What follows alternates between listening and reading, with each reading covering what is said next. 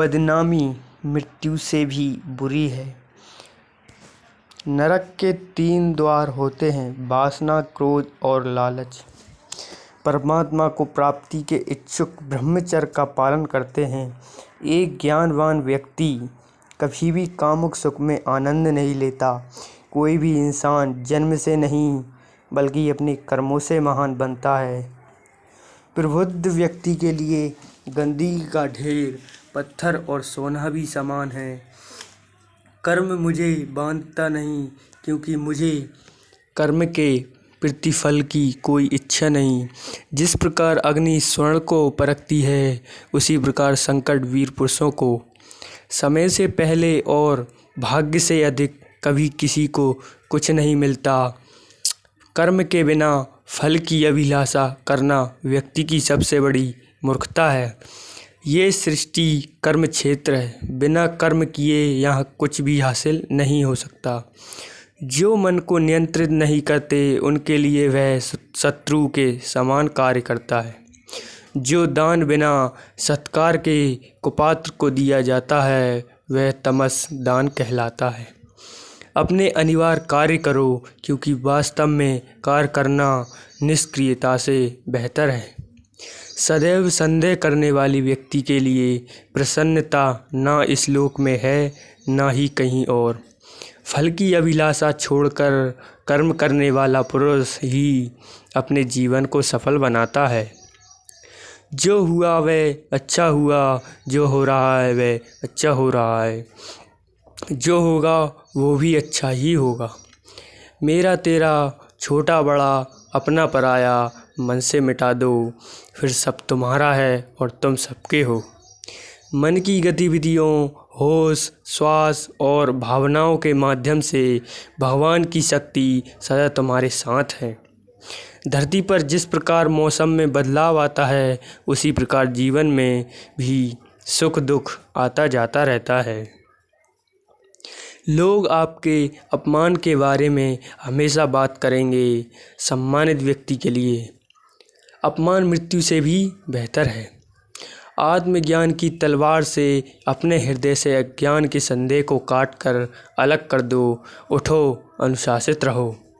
सफलता जिस ताले में बंद रहती है, वह 2 चाबियों से खुलती है, एक कठिन परिश्रम और दूसरा दृढ़ संकल्प। मैं भूतकाल, वर्तमान और भविष्य काल के सभी जीवों को जानता हूँ, लेकिन वास्तविकता में मुझे कोई नहीं जानता। जो दान कर्तव्य समझकर बिना किसी के संकोच के किसी ज़रूरतमंद व्यक्ति को दिया जाए, वह सात्विक माना जाता है। जो पुरुष सुख तथा दुख में विचलित नहीं होता और इन दोनों में समभाव रहता है, वह निश्चित रूप से मुक्ति के योग है। कर्म वह फसल है जिसे इंसान को हर हाल में काटना ही पड़ता है। इसलिए हमेशा अच्छे बीज बोएं ताकि फसल अच्छी हो। जो लोग भक्ति में श्रद्धा नहीं रखते, वे मुझे पा नहीं सकते, अतः वे इस दुनिया में जन्म मृत्यु के रास्ते पर वापस आते रहते हैं।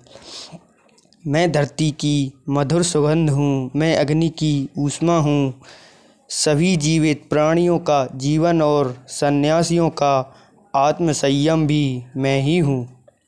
वह जो सभी इच्छाएं त्याग देता है और मैं और मेरा की लालसा और भावना से मुक्त हो जाता है, उसे शांति प्राप्त होती है।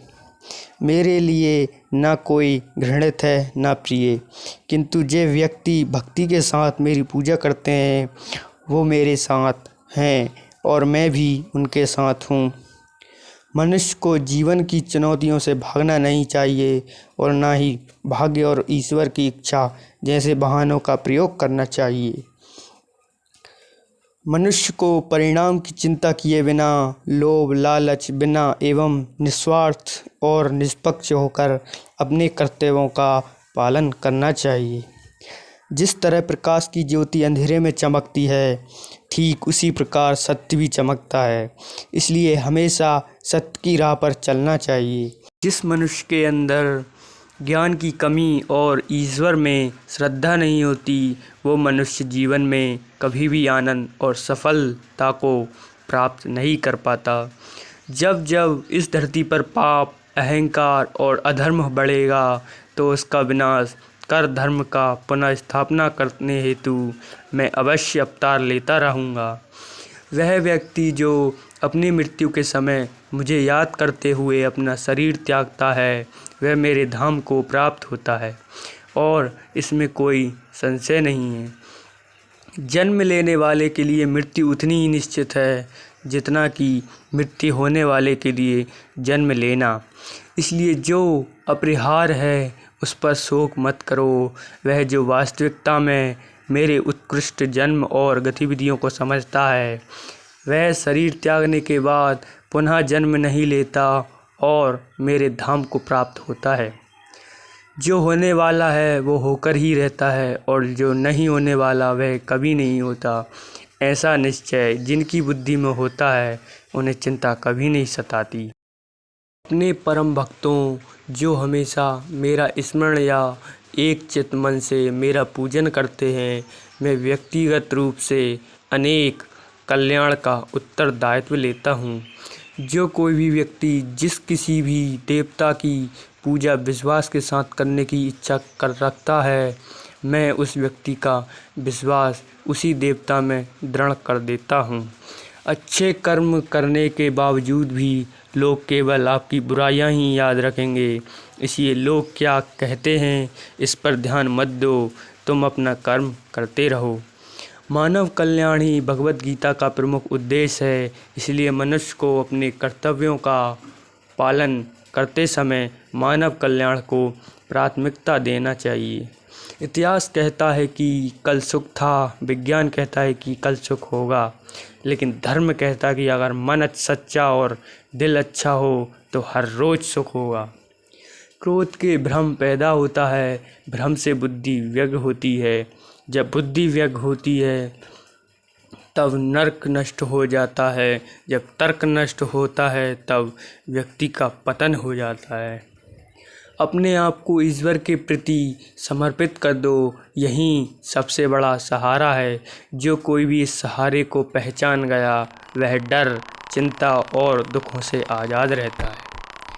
मनुष्य को अपने कर्मों के संभावित परिणामों से प्राप्त होने वाली विजय या पराजय, लाभ या हानि, प्रसन्नता या दुख इत्यादि के बारे में सोचकर चिंता से ग्रसित नहीं होना चाहिए।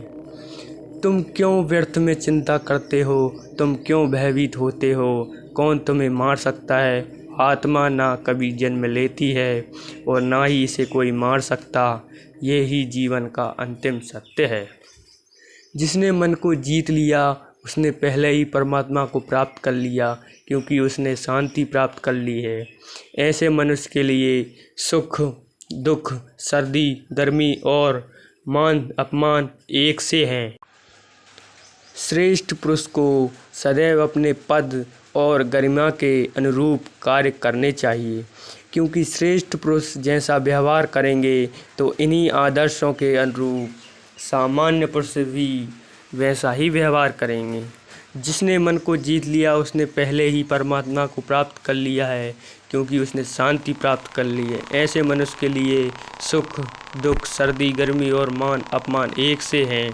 ना तो वह शरीर तुम्हारा है और ना ही तुम इस शरीर के मालिक हो। यह शरीर 5 तत्वों से बना है: आग, जल, वायु, पृथ्वी और आकाश। एक दिन ये शरीर इन्हीं 5 तत्वों में विलीन हो जाएगा।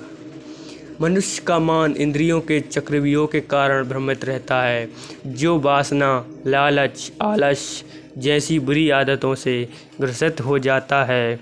इसलिए मनुष्य को अपने मन एवं आत्मा पर पूर्ण नियंत्रण होना चाहिए। मनुष्य को अपने धर्म के अनुसार कर्म करना चाहिए। जैसे विद्यार्थी का धर्म विद्या प्राप्त करना, सैनिक का धर्म देश की रक्षा करना। जिस मानव का जो कर्तव्य है उसे वह कर्तव्य पूर्ण करना चाहिए। मैं सभी प्राणियों को एक समान रूप से देखता हूँ। मेरे लिए ना कोई कम प्रिय है ना ही ज़्यादा। लेकिन जो मनुष्य मेरी प्रेम पूर्वक आराधना करते हैं वो मेरे भीतर रहते हैं और मैं उनके जीवन में आता हूँ।